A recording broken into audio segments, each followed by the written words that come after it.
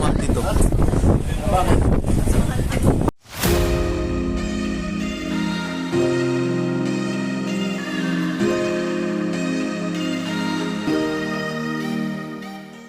So hello, this is Mario Monto Vlog. So andito tayo sa Bulalakaw Port. Bali papunta tayo ng Panay Island. Bali God bless talaga tayo kasi nakahabol tayo sa biyahe. Sa pupunta Panay. Dito sa Pascat. Tapos yun nga, may nakilala din tayong mga kapati nagmomotor. Facebook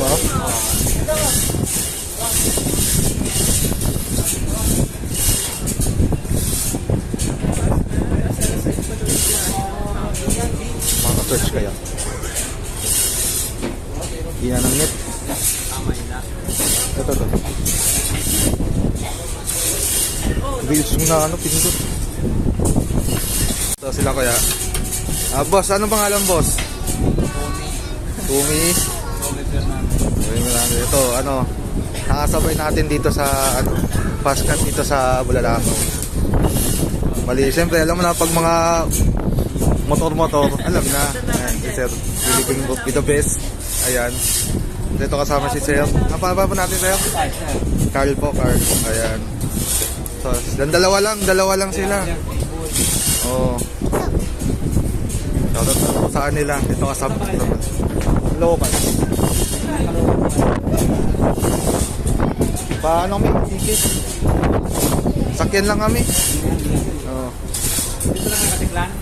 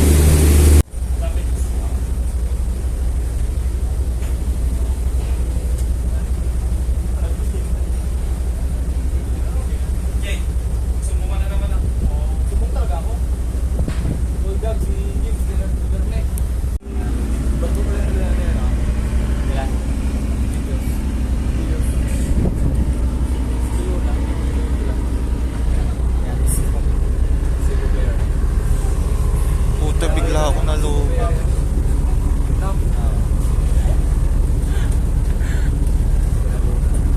Palis pa lang. Hindi, umuno ka ng utos. Tubig ko ba eh? Dati na eh.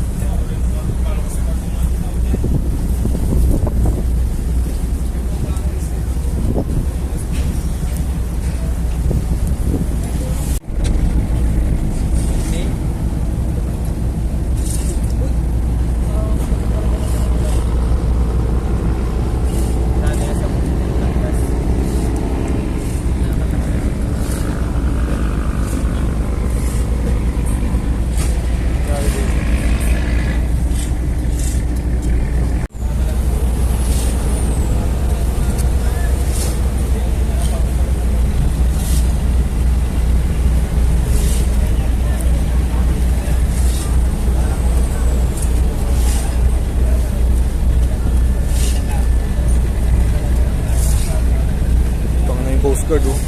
Ang gamit niya ano, shorty na ano, imported. Sig saucer yata yan.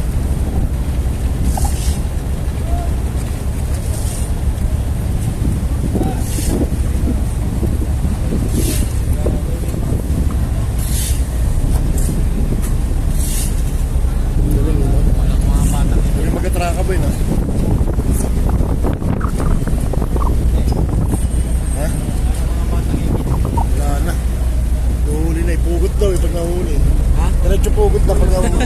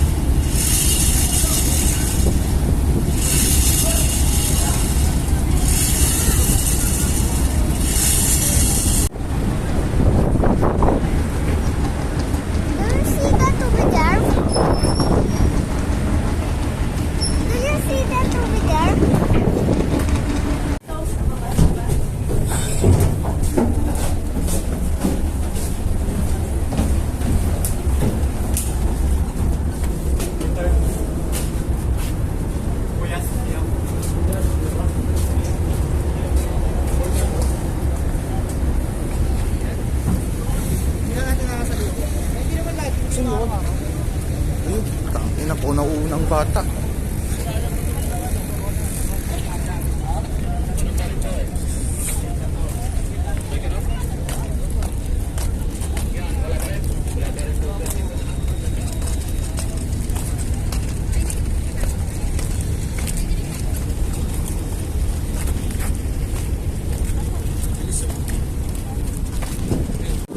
Ayan na, nakalapag na yung mga main character ng Maynila sa Isla ng Panay dito sa Katiklan.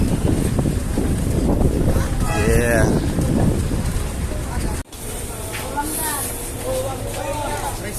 Boss, labas. Ha? Labas.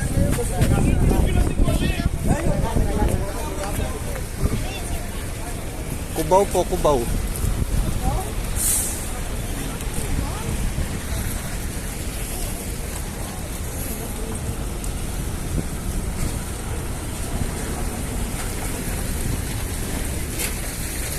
So, Katiklan. So, see you in a week. So, write down ko na lang yung mga breakdown ng mga pamasahe natin. Sa pag-i-edit ko na lang. Naman lang tayong picture lahat. Ipopost ko na lang, ipopost or parang ipapop up ko na lang dito sa ating video. Okay. Ano, kupal yan, kupal.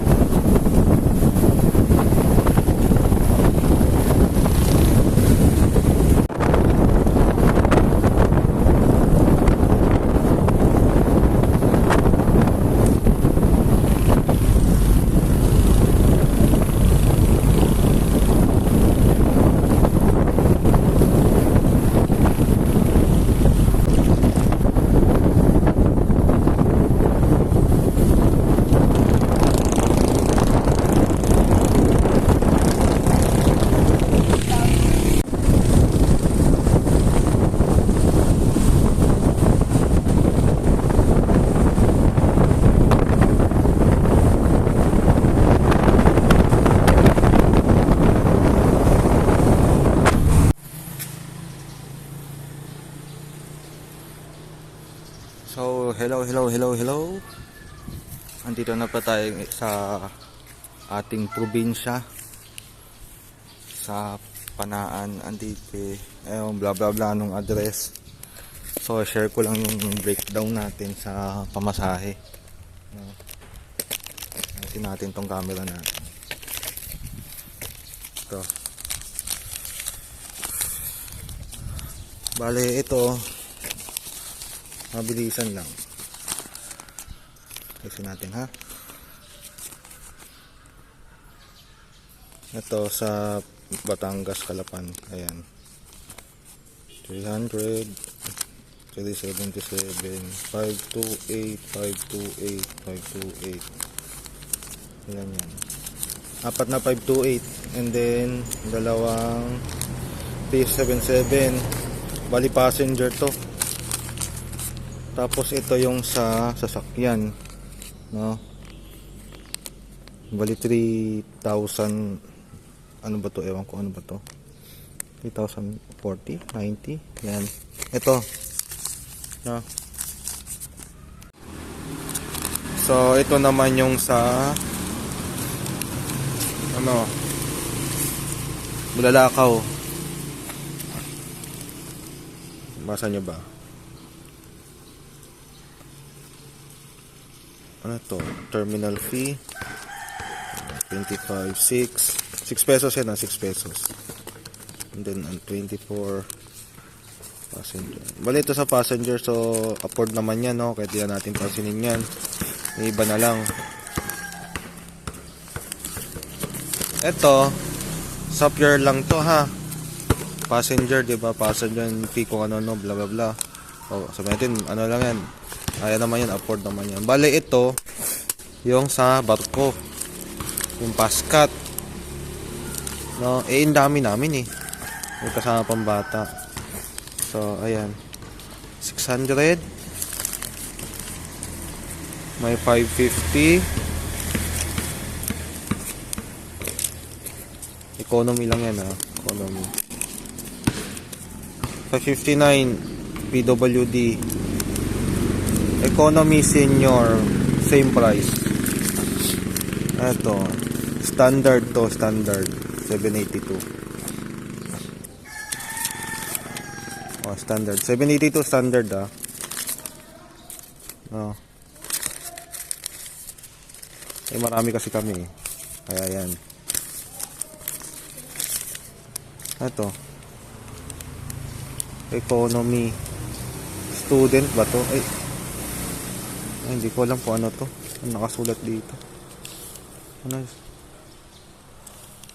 Ay, bata to. 620 ano. O yun, sa bata. Student. 600 plus. Ano to? Driver. Tanginang malo. Ano to? Ano to? 780? 280? Ano to? Hindi maintindihan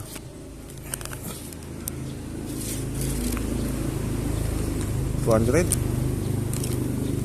Hindi ko naman tumaano kung ano. Bahala na kayo tumingin. So ayun na. Ito may 6,000. Ito ang presyo ng sasakyan, 6,720. 6,000. And then tong ilan to, umamot kami dito ng halos 11,000. Kaya ano yun na. Kaya na bahala mag breakdown or lagay ko na din sa video, no? Basta ito yung resibo na true words, at least nakikita nyo sa video. Ito yung mga price. Okay, so ayun lang. So ang magiging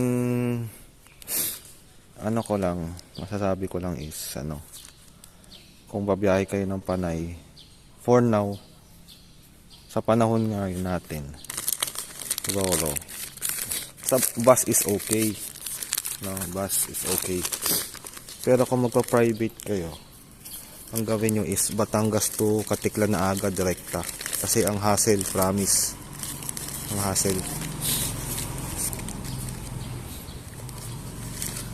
napaka-hassle. Doon sa may second sa video sa ano ko, bulala ko, makikita nyo yung hassle ko. Tapos i-share ko na din, isama ko na sa video yung biyahe namin dun sa Bulalakaw. Sabi natin simula tayo sa Rojas, na problema nga yung Rojas, ngayon nga pinapriority nila yung mga tracking. Tapos pagdating nga sa Bulalakaw, swerte mo kung makasakay ka kaagad, kasi nahabol namin siya alas 10 na iisa na lang yung paskat doon, nakaabang, may laman na, aalis na lang. So nagkaroon pa kami ng slot na isa, pinahabol. Paano kung nakaalis na? Di nga kami ngayon, sabi daw papabalikin daw kami ng Rojas. Paano naman yung yung naging experience namin sa Rojas, di ba? Kaya kami tumakbo ng Bulalakaw, yun nga na habol na makasakay. Parang ang hassle kasi na ganun lang, parang pinahihirapan yung mga biyahero, di ba? Lalo sa private na yun nga, di ba, imbis na makakatipid ka, makakaiwas ka sa maraming tao na kaya yun naman, tapos ganito, di ba? Ngari, di ba?